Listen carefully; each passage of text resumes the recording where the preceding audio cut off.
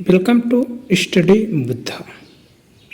हम लेकर आए हैं 6 मई से लेकर 12 मई के बीच का करंट अफेयर विथ एनालिसिस के साथ। तो आप इसे ध्यान से देखें और आप इसका पीडीएफ इसके लिंक से डाउनलोड कर सकते हैं या फिर आप हमारे टेलीग्राम चैनल से भी इसका पीडीएफ डाउनलोड कर सकते हैं और इसका ऑडियो रिवीजन भी आप हमारे टेलीग्राम चैनल से डाउनलोड कर सकते हैं तथा सुन सकते हैं। तो शुरू करते हैं आज का ये 6 मई से 12 मई के बीच का करंट अफेयर विथ एनालिसिस के साथ। तो पहले देखते हैं अंतर्राष्ट्रीय समाचार। तो भारत नाइजीरिया व्यापार लोकल करेंसी सेटलमेंट सिस्टम समझौते पर सहमति। तो ये हो गया भारत और नाइजीरिया आपसी व्यापार बढ़ाने के लिए स्थानीय मुद्रा निपटन प्रणाली समझौते को अंतिम रूप देने के लिए सहमत हो गए। भारतीय रुपया और नाइजीरिया नायरा में निपटाए जाने वाले समझौते पर अम्बुजा में भारतीय नाइजीरिया संयुक्त व्यापार समिति के दूसरे सत्र के दौरान ये चर्चा हुई है। यूक्रेन के विदेश मंत्रालय के लिए एआई संचालित डिजिटल प्रवक्ता का अनावरण किया गया। यह एआई डिजिटल प्रणाली पर आधारित एक प्रवक्ता है जो लेडीज हैं। तो अत्याधुनिक तकनीक को कूटनीति के साथ जोड़ने वाले एक अभूतपूर्व कदम में यूक्रेन ने अपने विदेश मंत्रालय से आधिकारिक बयान देने के लिए विक्टोरिया सी नामक एक एआई जनित प्रवक्ता का अनावरण किया है। राजनयिक संचार में इस महत्वपूर्ण तकनीकी छलांग ने वैश्विक ध्यान को आकर्षित किया है। जोस राउल मुलिनो ने पनामा का राष्ट्रपति चुनाव जीता। ये है जोस राउल मुलिनो। ये कौन है? जोस राउल मुलिनो ये है। तो जोस राउल मुलिनो पनामा के राष्ट्रपति चुनाव में विजयी हुए, जिन्होंने 92% से अधिक मतों के साथ अपना लगभग 35% गिने गए वोटों को हासिल किया है। 64 वर्षीय पूर्व सुरक्षा मंत्री ने अपने निकटतम प्रतिद्वंदी पर 9% की अजय बढ़त हासिल की है। वैज्ञानिकों ने मैक्सिको में दुनिया के सबसे गहरे ब्लू होल का अनावरण किया। यह है दुनिया का सबसे गहरा ब्लू होल। तो युकाटन प्रद्वीप के चितुमल खाड़ी में स्थित मैक्सिको के तामजा ब्लू होल को पृथ्वी के सबसे गहरे ब्लू होल के रूप में पहचाना गया है, जो समुद्र तल से 1380 फीट यानी 420 मीटर की गहराई तक पहुंचता है। पिछले रिकॉर्ड धारक संसा योंगले ब्लू होल को 480 फीट से अधिक पार करते हुए यह खाई वैज्ञानिक अन्वेषण और नए समुद्री जीवन की संभावित खोज के लिए आकर्षक अवसर प्रदान करती है। नेपाल में जीवन प्रत्याशा दर में ऐतिहासिक गिरावट, जीवन प्रत्याशा और प्रजनन दर के रुझान। तो नेपाल की जनसंख्या वृद्धि पर पिछले एक दशक में 0.92% प्रति वर्ष ऐतिहासिक रूप से कम हो गई है, जो पिछले 80 वर्षों में सबसे धीमी है। जैसा कि राष्ट्रीय सांख्यिकी कार्यालय यानी एनएसओ द्वारा रिपोर्ट किया गया है कि नेपाल में राष्ट्रीय औसत जीवन प्रत्याशा बढ़कर 71.3 वर्ष हो गई है, जिसमें महिलाएं 68.2 वर्ष, पुरुषों की तुलना में 73.8 वर्ष अधिक जीवित रहती हैं। 26वीं आसियान बैठक आसियान भारत वरिष्ठ अधिकारियों की बैठक नई दिल्ली में। तो 26वीं आसियान भारत वरिष्ठ अधिकारियों की बैठक नई दिल्ली में सचिव जयदीप मजूमदार और सिंगापुर के स्थायी सचिव अल्बर्ट चुआ की अध्यक्षता में हुई। मुख्य विषयों में प्रधानमंत्री के 12 सूत्री प्रस्तावों का कार्यान्वयन और वियंतियाने में आगामी आसियान भारत शिखर सम्मेलन की तैयारी शामिल थी। जॉन स्विनी स्कॉटलैंड के नए प्रथम मंत्री और अनुभवी एसएनपी नेता बने। यह जॉन स्विनी कौन है? John Swinney. तो स्कॉटिश नेशनल पार्टी के एक अनुभवी जॉन स्विनी को पार्टी के नए नेता के रूप में चुना गया है, जिससे उनके लिए लैंड के पहले मंत्री के रूप में हमजा यूसुफ के उत्तराधिकारी बनने का मार्ग प्रशस्त हो गया है। दुनिया के 50 सबसे अमीर शहरों में मुंबई और दिल्ली हेनले और वाराणसी में शामिल हुई। ये है मुंबई और दिल्ली। दिल्ली व मुंबई वाशिंगटन डीसी को पीछे छोड़कर दुनिया के शीर्ष 50 धनी शहरों में शामिल हो गए हैं। हेनले एंड पार्टनर्स की जारी यह रैंकिंग भारत की आर्थिक प्रगति और शहरी विकास को रेखांकित करती है। न्यूयॉर्क सबसे धनी शहरों की लिस्ट में शीर्ष पर है। इस शहर में 4,49,500 करोड़पति और 744 करोड़ डॉलर से ज़्यादा रकम कमाने वाले 60 अरबपति हैं। श्रीलंका ने अडानी ग्रीन एनर्जी के साथ बिजली खरीद समझौते को मंजूरी दी है। तो श्रीलंका सरकार ने मन्नार और पुनेरिन में पवन ऊर्जा स्टेशनों के विकास के लिए गौतम अडानी के नेतृत्व में अडानी ग्रीन एनर्जी के साथ एक समझौते को मंजूरी दी है। अडानी ग्रीन एनर्जी को पवन ऊर्जा स्टेशनों से उत्पन्न बिजली के लिए 8.26 सेंट प्रति किलोवाट घंटे का भुगतान किया जाएगा। जापान को पीछे छोड़ते हुए भारत बना विश्व का तीसरा सबसे अधिक सौर ऊर्जा उत्पादक देश। तो भारत 2023 में तीसरा सबसे बड़ा सौर ऊर्जा उत्पादक देश बनकर उभरा है। यूनाइटेड किंगडम स्थित वैश्विक थिंक टैंक एम्बर द्वारा प्रकाशित 5वीं ग्लोबल इलेक्ट्रिसिटी रिव्यू रिपोर्ट में कहा गया है कि भारत जो 2015 में विश्व में 9वें स्थान पर था, 2023 में जापान को पीछे छोड़कर तीसरे स्थान पर पहुंच गया है। भारत दुनिया में सबसे सस्ता और सौर ऊर्जा उत्पादन करने वाला देश है, जबकि सबसे महंगा सौर ऊर्जा उत्पादन करने वाला देश कनाडा है। भारत ने संयुक्त राष्ट्र ट्रस्ट फंड और फॉर काउंटर टेररिज्म में $5 लाख का योगदान दिया। तो आतंकवाद का मुकाबला करने के लिए भारत ने संयुक्त राष्ट्र trust fund for counter terrorism में $5 लाख का योगदान दिया है। जापान और नागालैंड ने कोहिमा शांति स्मारक और इको पार्क का उद्घाटन किया। तो नागालैंड में कोहिमा शांति स्मारक और इको पार्क का गहरा महत्व है, जो जापान की सरकार, जापानी अंतर्राष्ट्रीय सहयोग एजेंसी और नागालैंड की सरकार के बीच सहयोगी जश्न को मनाती है। पुतिन ने मिखाइल मिशुस्तिन को रूसी प्रधानमंत्री के रूप में फिर से नियुक्त किया। तो रूसी राष्ट्रपति व्लादिमीर पुतिन ने मिखाइल मिशुस्तिन को रूस के प्रधानमंत्री के रूप में फिर से नियुक्त किया है, जो संसद के निचले सदन राज्य ड्यूमा की मंजूरी के अधीन है। चाड के सैन्य तानाशाह इदरिस डेबी ने जीता राष्ट्रपति चुनाव। ये कौन है? तानाशाह इदरिस। चाड के सैन्य तानाशाह और अंतरिम राष्ट्रपति मोहम्मद इदरिस डेबी इटनो ने 6 मई 2024 को हुए राष्ट्रपति चुनाव में जीत हासिल की है। मोहम्मद के पिता इदरिस डेबी ने चाड पर 2021 तक शासन किया था। ये हो गए अंतर्राष्ट्रीय समाचार। अब देखते हैं कुछ राष्ट्रीय समाचार। तो ISL 2023-24 मुंबई सिटी FC ने जीता दूसरा खिताब। कोलकाता के विवेकानंद युवा भारती क्रीडांगन स्टेडियम में एक रोमांचक अंतिम मैच में मुंबई सिटी FC ने मोहन बागान सुपर जायंट को 3-1 के स्कोर लाइन से हराकर अपना दूसरा इंडियन सुपर लीग खिताब जीता है। मुंबई सिटी FC के लिए जॉर्ज परेरा डियाज, विपिन सिंह और जैकब जोस्टस ने अंतिम मैच में महत्वपूर्ण गोल किए, जिससे टीम को जीत हासिल हुई। NIA ने श्री रफ़ी अहमद किदवाई के अमूल्य संग्रह का किया अधिग्रहण।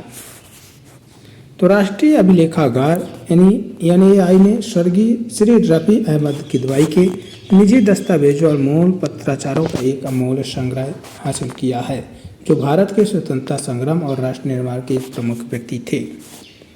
इसरो विकसित कर रहा है तरल ऑक्सीजन केरोसिन चलित semi cryogenic engine. ISRO semi cryogenic engine विकसित कर रहा है।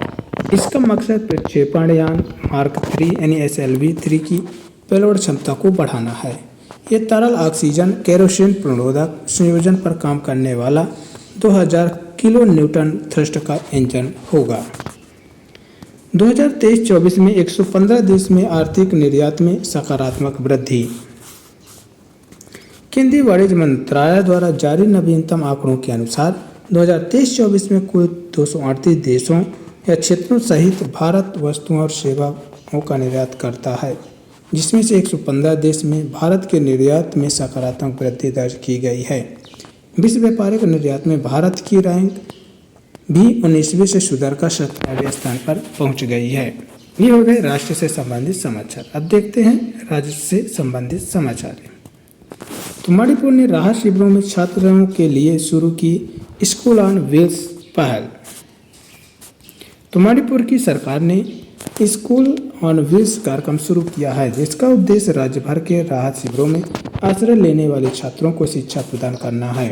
राज्यपाल अनुसुईया उइके द्वारा शुरू की गई इस पहल में विभिन्न शिविरों का दौरा करने के लिए एक शिक्षक के साथ पुस्तकालय, कंप्यूटर और खेल सामग्री से सुसज्जित एक मोबाइल शैक्षिक स्टाफ शामिल है। उत्तराखंड ने जंगल की आग पर काबू पाने के लिए शुरू किया पिरुल लाओ पेसो पाओ अभियान। उत्तराखंड सरकार ने राज्य में जंगल की आग पर काबू पाने के लिए पिरुल लाओ पेसो पाओ अभियान शुरू किया है। मुख्यमंत्री पुष्कर सिंह धामी रुद्रप्रयाग जिले में अभियान का शुभारंभ किया है। पिरुल लाओ पेसो पाओ अभियान के तहत स्थानीय युवा ग्रामीण जंगलों से सूखे पिरुल यानी देवदार के पेड़ के पत्ते एकत्र करके और उन्हें नामित पिरुल संग्रह केंद्रों में ले जाएंगे। IREDA ने किया गिफ्ट सिटी गुजरात में सहायक कंपनी की स्थापना। तो IREDA ने नवीन और नवीनीकरण ऊर्जा मंत्रालय के तहत एक राज्य स्वामित्व वाली इकाई गिफ्ट सिटी गुजरात के भीतर अंतर्राष्ट्रीय वित्तीय सेवा केंद्र में EREDA global green energy finance यानी IFSC लिमिटेड नामक एक सहायक कंपनी का गठन किया है। अब देखते हैं नियुक्तियां। तो गुरुग्राम प्रशासन ने युजवेंद्र चहल को बनाया अपना ब्रांड एम्बेसडर। तो गुरुग्राम में मतदाताओं विशेष रूप से युवाओं का ध्यान आकर्षित करने के लिए अधिकारियों ने भारतीय क्रिकेटर युजवेंद्र चहल के साथ साथ लोकप्रिय गायक MD देसी रॉक स्टार और नवीन पुनिया को ब्रांड एम्बेसडर के रूप में शामिल किया है। आयुष मंत्रालय में निषेध के रूप में सुबोध कुमार की नियुक्ति। सुबोध कुमार यानी IAS को आयुष मंत्रालय में निदेशक नियुक्त किया गया है। पदभार संभालने की तारीख से प्रभावी नियुक्ति शुरू में 8 अक्टूबर तक या अगले आदेश तक जो भी पहले हो रहेगी। वर्तमान में कुमार खाद्य प्रसंस्करण उद्योग मंत्रालय में अनिवार्य प्रतीक्षा पर हैं।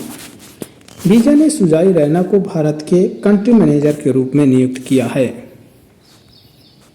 यह सुजा वैश्विक डिजिटल भुगतान प्लेटफॉर्म वीजा ने सुजय रैना को भारत के लिए नया कंट्री मैनेजर नियुक्त किया। इसके अतिरिक्त संदीप घोष भारत और दक्षिण एशिया के लिए ग्रुप कंट्री मैनेजर के रूप में अपनी भूमिका जारी रखेंगे। भारत और बांग्लादेश, श्रीलंका, नेपाल, भूटान और मालदीव सहित उपमहाद्वीपों के अन्य बाजारों में वीजा के संचालन की देखरेख करेंगे। HDFC लाइफ के अध्यक्ष के रूप में KK मिस्त्री की नियुक्ति। HDFC बोर्ड के चेयरपर्सन पद का KK मिस्त्री को दीपक परेख के स्थान पर नियुक्त किया गया है। HDFC लाइफ इंश्योरेंस कंपनी ने इस बात की भी जानकारी दी है कि उसने KK मिस्त्री को बोर्ड का नया चेयरमैन नियुक्त किया है। जया त्रिपाठी की नियुक्ति SBI जनरल इंश्योरेंस में प्रमुख प्रबंधों का नेतृत्व। ये हैं जया त्रिपाठी। कौन है? जया त्रिपाठी। तो SBI जनरल इंश्योरेंस ने जया त्रिपाठी को हेड प्रमुख प्रबंध समूह के रूप में नियुक्त करने की घोषणा की है। त्रिपाठी एक नए व्यावसायिक अवसरों और साझेदारी के विकास का नेतृत्व करेंगी, बिक्री टीम के विकास को चलाएंगी और लाभप्रदता बढ़ाने के लिए साझेदार संबंधों को गहरा करेंगी। Mahindra Holiday, ICICI Lombard, Forevermark, diamond और आदित्य बिरला ग्रुप जैसे प्रसिद्ध संगठनों में वरिष्ठ नेतृत्व की भूमिका शामिल है। आर शंकर रमन बने L&T ग्रुप के नए अध्यक्ष। ये हैं आर शंकरन। L&T ग्रुप के वर्तमान पूर्वकालिक निदेशक और CFO आर शंकर रमन को अध्यक्ष के पद पर पदोन्नत किया गया है। इस पदोन्नति के बाद रमन कंपनी के पूर्वकालिक निदेशक और मुख्य वित्तीय अधिकारी के रूप में अपनी मौजूदा भूमिकाओं को जारी रखेंगे। RBI ने आर लक्ष्मीकांत राव को कार्यकारी निदेशक नियुक्त किया। तो भारतीय रिजर्व बैंक ऑफ इंडिया ने आर लक्ष्मीकांत राव को कार्यकारी निदेशक यानी ED नियुक्त किया है। RBI ने एक बयान में कहा कि कार्यकारी निदेशक बनाए जाने से पहले राव विनिमयन विभाग में मुख्य महाप्रबंध प्रभारी के रूप में कार्यरत थे।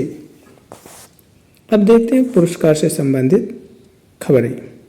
तो ऑक्सफोर्ड बुक स्टोर पुरस्कार 2024 में पुस्तक डिजाइन और दृश्य कला का सम्मान। तो ऑक्सफोर्ड बुक स्टोर्स ने भाभी मेहता को Oxford Book Store Book Cover Prize के 90वें संस्करण के विजेता के रूप में घोषित किया है। मेहता की विजेता प्रविष्टि द बुक ब्यूटीफुल के लिए बुक जैकेट थी, जिसे हैचेड इंडिया द्वारा प्रकाशित किया गया था और प्रदीप सेबेस्टियन द्वारा लिखा गया है। इस पैनल में doctor Alka Pandey, museum curator, कला इतिहासकार, लेखक और jury chair doctor Shashi Tharoor और प्रसिद्ध लेखक, राजनीतिक और संसद सदस्य HE सुश्री मेजर एलिन स्टेनर, भारत में नॉर्वे की राजदूत सुश्री अंजा रिदेबार्गर, दक्षिण Asia Goethe Institute Max Mueller Bhavan की सूचना सेवा निदेशक और Shri Swagat Sen Gupta CEO APJ Oxford Book Store शामिल थे। पुलित्जर प्राइज 2024 की पुलित्जर सम्मान की घोषणा। तो संयुक्त राज्य अमेरिका के कोलंबिया विश्वविद्यालय ने 7 मई 2024 को पुलित्जर पुरस्कार विजेताओं की घोषणा की। पुलित्जर पुरस्कारों को पुरस्कार पत्रकारिता के क्षेत्र में सबसे प्रतिष्ठित पुरस्कार माना जाता है। यह पुरस्कार 15 पत्रकारिता श्रेणियों और 8 कला श्रेणियों में काम को मान्यता देता है। कोलंबिया विश्वविद्यालय द्वारा दिए जाने वाला पुलित्जर सम्मान साहित्य, पत्रकारिता, पत्रिका और साहित्य के क्षेत्र में योगदान के लिए दिया जाता है। यह सम्मान अमेरिकी नागरिकों के लिए ही है। पवन सिंधी को मिला global pride of Sindhi award. यह है पवन सिंधी। कौन है? पवन सिंधी। तो पवन सिंधी को प्रतिष्ठित global pride of Sindhi award 2024 से सम्मानित संतों, महात्माओं और साधुओं को की उपस्थिति में एक कार्यक्रम में सम्मानित किया गया है। अब अर्थव्यवस्था से जुड़ी समाचार हैं। देश की GDP वित्त वर्ष 2025 में 7.1% की रफ्तार से इंडिया रेटिंग के अनुसार। तो इंडिया रेटिंग एंड रिसर्च ने भारत की GDP के लिए अपना अनुमान बढ़ा दिया है। इंडिया रेटिंग के अनुसार देश की GDP वित्त वर्ष 2025 में 7.1% की रफ्तार से आगे बढ़ेगी। बैंकिंग की खबरें। उज्जीवन SFB के MD एंड CEO बने Sanjeev Nautiyal. Ujjivan small finance bank ने संजीव नौटियाल को अपना प्रबंध निदेशक और मुख्य कार्यकारी अधिकारी के रूप में 3 वर्ष के लिए नियुक्त किया है, जो 1 मई 2024 से प्रभावी होगा। भारतीय रिजर्व बैंक ने इस नियुक्ति को मंजूरी दे दी है। RBI ने बैंक ऑफ बड़ौदा के BOB वर्ल्ड मोबाइल ऐप पर से प्रतिबंध हटाया। तो भारतीय रिजर्व बैंक ने बैंक ऑफ बड़ौदा के BOB वर्ल्ड मोबाइल एप्लीकेशन पर प्रतिबंध हटाने की घोषणा की है, जिससे बैंक को तुरंत ग्राहकों को अनबोर्ड करने की अनुमति मिल गई है। बिजनेस से संबंधित समाचार। गेट वनटेज ने प्राप्त किया RBI से NBFC लाइसेंस। तो भारत के प्रमुख अल्टरनेटिव फाइनेंस फिनटेक प्लेटफॉर्म में से एक गेट वनटेज ने घोषणा की है कि उसने भारतीय रिजर्व बैंक से non banking finance company licence हासिल किया है।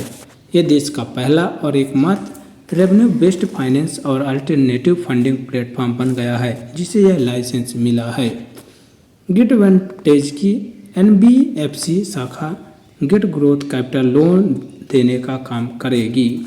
मध्य 2024 में धीमी हुई औद्योगिक उत्पादन की रफ्तार 4.9% रही IIP ग्रोथ रेट।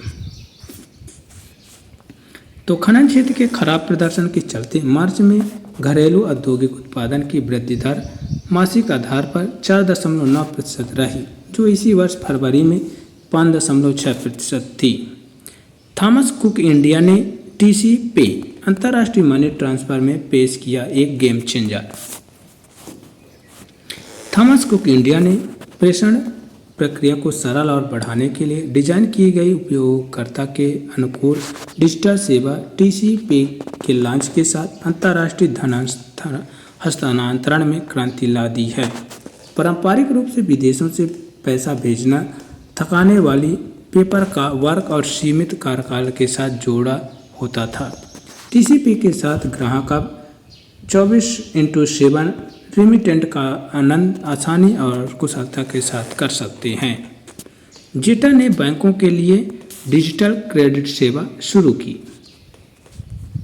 अत्याधुनिक बैंकिंग प्रौद्योगिकी के वैश्विक प्रदाता जेटा ने डेमोक्रेटिक क्रेडिट 2024 में एक सेवा की पेशकश के रूप में अपने डिजिटल क्रेडिट का अनावरण किया है।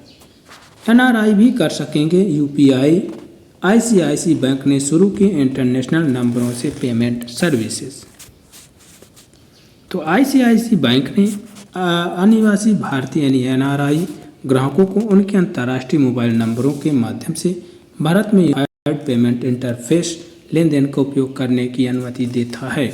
इस नवाचार का उद्देश्य NRI के लिए अपने NRO खाता के साथ एक भारतीय मोबाइल नंबर पंजीकृत कराने की आवश्यकता को समाप्त करके दैनिक भुगतान को सरल बनाना है, जिससे सुविधा में वृद्धि होगी।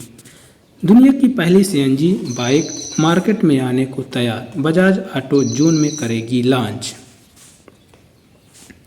तो कंपनी दुनिया की पहली CNG संचालित मोटरसाइकिल लॉन्च करने के लिए कमर कस रही है। इस कदम का उद्देश्य उपभोक्ताओं को दैनिक यात्रा के लिए लागत प्रभावी विकल्प प्रदान करना है, जो पारंपरिक पेट्रोल संचालित बाइक की तुलना में कम चलने वाली लागत का वादा करता है।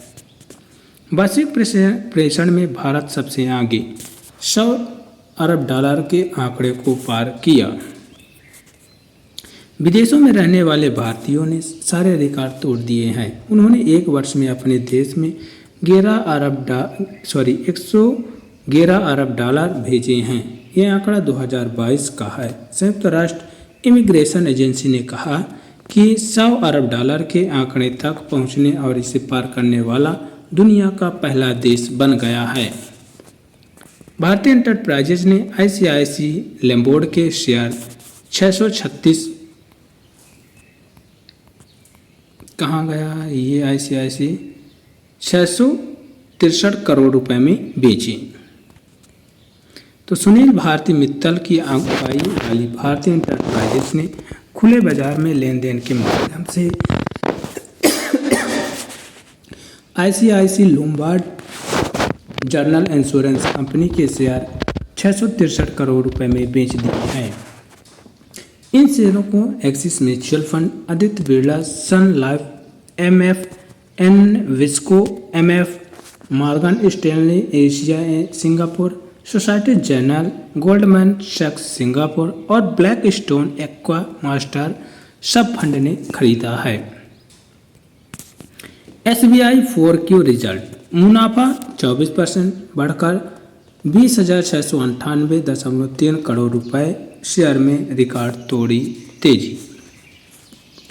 भारतीय स्टेट बैंक ने उल्लेखनीय वित्तीय प्रदर्शन किया, जिसने 20,698 करोड़ रुपए के साथ अपना उच्चतम स्टैंड अलोन तिमाही नेट प्रॉफिट रिकॉर्ड किया। SBI के चेयरमैन दिनेश कुमार खारा ने निरंतर ऋण वृद्धि और शुद्ध ब्याज मार्जिन बनाए रखने के बारे में आशा व्यक्त किया है।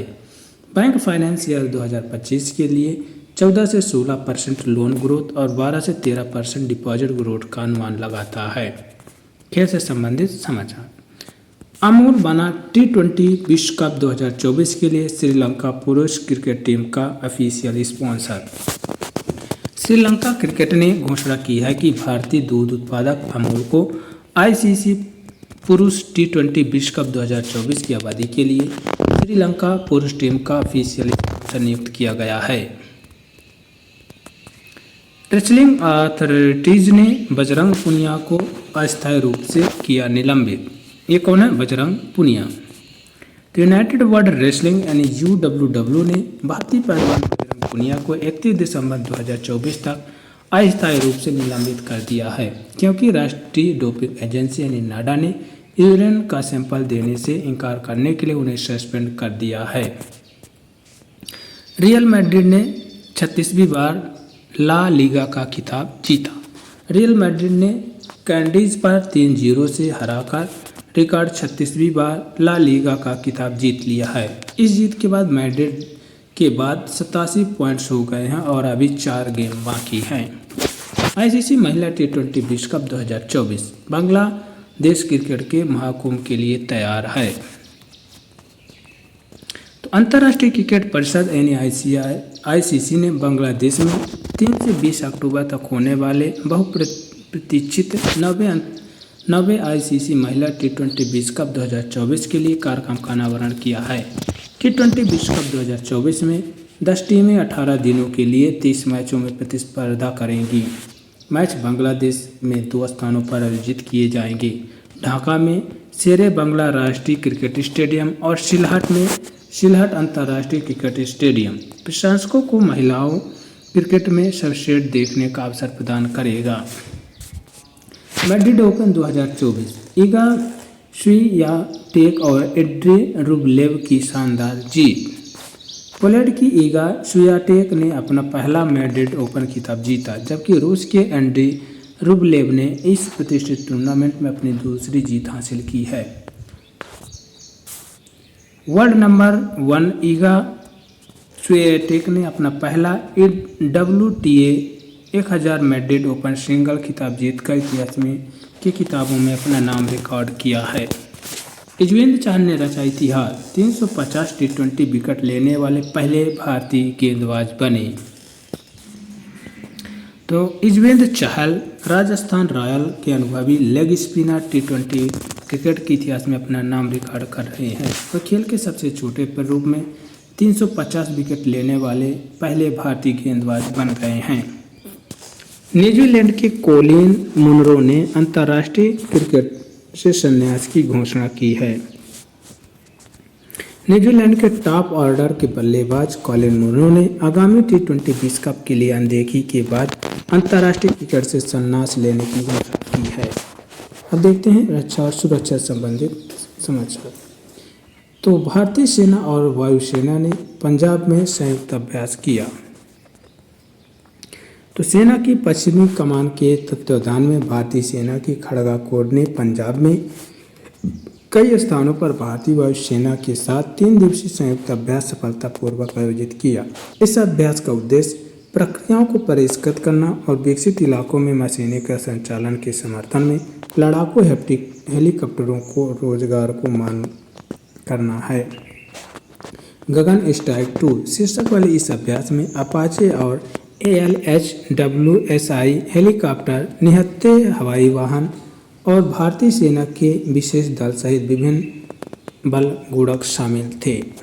सीमा सड़क संगठन ने मनाया 56वां स्थापना दिवस। तो सीमा सड़क संगठन BRO ने 7 मई 2024 को अपना 65वां स्थापना दिवस मनाया। सीमा सड़क संगठन की स्थापना 7 मई 1960 को पंडित नेहरू सरकार द्वारा की गई थी। इसने मई 1960 में 2 परियोजनाओं के साथ परिचालन शुरू किया था। पूर्व में प्रोजेक्ट तुषार और पश्चिम में प्रोजेक्ट बीकन था। IAF ने उत्तराखंड में जंगल की आग से निपटने के लिए चलाया बंकी बॉबेट ऑपरेशन। उत्तराखंड सरकार द्वारा सर्वोच्च न्यायालय में प्रस्तुत करने के बावजूद जंगल की आग के संबंध में आपातकालीन स्थिति अब खत्म हो गई है। उत्तराखंड के मुख्यमंत्री पुष्कर सिंह धामी ने 17 जूनियर वन अधिकारियों के खिलाफ सख्त कार्रवाई की है। वाइस एडमिरल संजय भल्ला ने भारतीय नौसेना के कार्मिक प्रमुख के रूप में पदभार संभाला। यह है संजय भल्ला। तो भारतीय नौसेना के कार्मिक प्रमुख के रूप में वाइस एडमिरल संजय भल्ला को नियुक्त किया गया है। 1 जनवरी 1989 को भारतीय नौसेना में कमीशन किए गए हैं। वाइस एडमिरल भल्ला ने संचार और इलेक्ट्रॉनिक युग में विशेषज्ञता हासिल की है।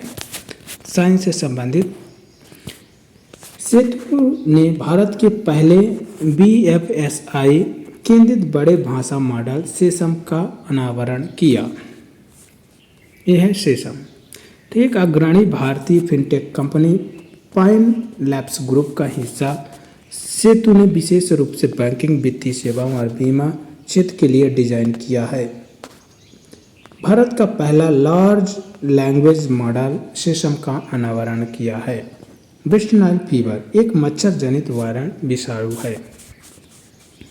वेस्ट नाइल बुखार एक वायरल संक्रमण है जो वेस्ट नाइल वायरस के कारण होता है, जो मुख्य रूप से संक्रमित क्विलैक्स मच्छरों के काटने से फैलता है। यह पहली बार 1937 में युगांडा में पाया गया। यह वेक्टर जनित रोग अब इस स्तर पर फैल गया है।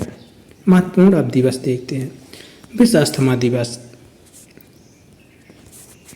तो हर साल मई के महीने के पहले मंगलवार को विश्व अस्थमा दिवस मनाया जाता है। इस साल ये 7 मई 2024 को पड़ रहा है। इस दिवस का मुख्य उद्देश्य अस्थमा के रोग के बारे में जागरूकता फैलाना, रोगियों को शिक्षित करना और सांस संबंधी इस बीमारी से बेहतर ढंग से जीवन जीने के लिए उन्हें सशक्त बनाना है।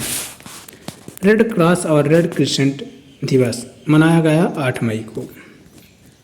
तो 8 मई को विश्व रेड क्रॉस और रेड क्रिसेंट डे के रूप में मनाया जाता है, जो अंतर्राष्ट्रीय रेड क्रॉस और रेड क्रिसेंट मूवमेंट की विशेषता और एकता का जश्न मनाने के लिए एक वैश्विक दिन है। 2024 की थीम क्या है? मैं खुशी देता हूँ और जो खुशी मैं देता हूँ वह एक इनाम है। I give with Joy and the Joy I give is a reward.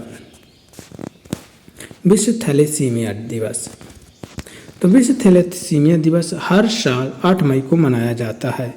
यह दिन थैलेसीमिया के मरीजों को समर्पित है जो इस बीमारी से जूझ रहे हैं। अंतर्राष्ट्रीय अर्गानिया दिवस 10 मई को मनाया गया। अंतर्राष्ट्रीय अर्गानिया दिवस हर साल 10 मई को दुनिया भर के लोग अंतर्राष्ट्रीय अर्गानिया दिवस मनाते हैं। ये विशेष दिन आर्गन ट्री यानी अर्गानिया स्पिनोसा का सम्मान करता है, जो एक प्राचीन प्रजाति है। यह है आर्गन ट्री का फल। राष्ट्रीय प्रौद्योगिक दिवस 2024 तो भारत में प्रतिवर्ष 11 मई को राष्ट्रीय प्रौद्योगिकी दिवस मनाया जाता है। यह दिन नवप्रवर्तकों, वैज्ञानिकों और इंजीनियरों के योगदान को पहचानने और देश के वैज्ञानिकों और तकनीकी नवाचार को बढ़ावा देने के लिए समर्पित है। विश्व प्रवासी पक्षी दिवस तो विश्व प्रवासी पक्षी दिवस एक वैश्विक अभियान है जिसका उद्देश्य प्रवासी पक्षियों और उसके आवासों के संरक्षण के बारे में जागरूकता बढ़ाना है। विश्व प्रवासी पक्षी दिवस की थीम क्या थी? इंसेक्ट्स। मातृ दिवस हर साल मई के दूसरे रविवार को मनाया जाता है। इस साल यह 12 मई को मनाया जाएगा। अब देखते हैं इस महीने में होने वाले प्रमुख निधन। प्रमुख उर्दू लेखक सलाम बिन रज्जाक का 83 वर्ष की आयु में निधन। ये हैं सलाम बिन रज्जाक। तो शेख अब्दुस्सलाम अब्दुल रज्जाक प्रसिद्ध उर्दू साहित्यकार और विद्वान, जिन्हें उनके उपनाम सलाम बिन रज्जाक के नाम से जाना जाता है, कि लंबी बीमारी के बाद मंगलवार को नवी मुंबई में उनके आवास पर निधन हो गया। शिकस्ता बूतों के दरमियान के लिए सन 2004 में उर्दू साहित्य के लिए उन्हें साहित्य अकादमी पुरस्कार से सम्मानित किया गया था। फिल्म निर्माता संगीत शिवान का 61 वर्ष की उम्र में निधन। केरल के प्रसिद्ध फिल्म निर्माता संगीत शिवान का 61 वर्ष की आयु में निधन हो गया। उनके पास व्यवहम, डैडी गंधर्वम, योद्धा जैसी फिल्में थी। इसके अलावा उन्होंने क्या कूल हैं हम और अपना सपना, मनी मनी जैसे 10 हिंदी फिल्मों भी बनाई हैं। अब देखते हैं समझौते। भारतीय तटरक्षक बल ने स्वदेशी समुद्री ग्रेड एल्यूमीनियम के लिए हिंडाल्को के साथ समझौता ज्ञापन पर हस्ताक्षर किया। तो भारतीय तटरक्षक और एक अग्रणी उद्योग समूह हिंडाल्को इंडस्ट्री ने साथ मिलकर जहाज़ों के निर्माण के लिए देसी मरीन ग्रेड एल्यूमीनियम की विनिर्माण और आपूर्ति को बढ़ावा देने के लिए मिलकर काम करने का निर्णय लिया है। अब देखते हैं कुछ विविध खबरें। तो कच्छ के अजरक को मिला जीआई टैग। ये है अजरक। क्या है अजरक? अजरक एक कपड़ा शिल्प है जो गुजरात के सांस्कृतिक टेपेस्ट्री में एक श्रद्धेय स्थान रखता है, विशेष रूप से सिंध, बाड़मेर और कच्छ के क्षेत्रों में, जहां इसकी विरासत सहस्त्रियों तक फैली हुई है। अजरक की कला में उपचारित सूती कपड़ों पर हाथ ब्लॉक पेंटिंग की एक सावधानीपूर्वक प्रक्रिया शामिल है। Thanks for watching this video.